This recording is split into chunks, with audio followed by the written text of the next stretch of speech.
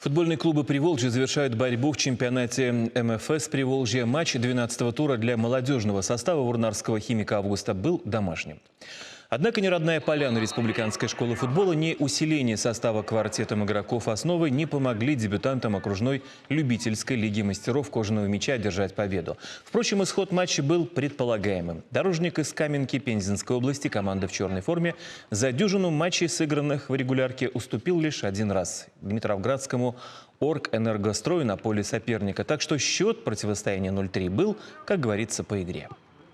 Мы просим, чтобы наигрывались ребята, получали какой-то опыт, тем более они дебютируют в этом сезоне. Мы в профессиональной лиге, они в любительской. И, соответственно, мы ждем к себе пополнения в профессиональную команду. Ребята, которые сейчас в этом сезоне обобьются. За 2 тура до окончания чемпионата «Химик Август» замыкает турнирную таблицу, уступая идущему на предпоследнем месте Ульяновскому университету 1 очко. Очная встреча аутсайдеров пройдет 15 октября в Ульяновске.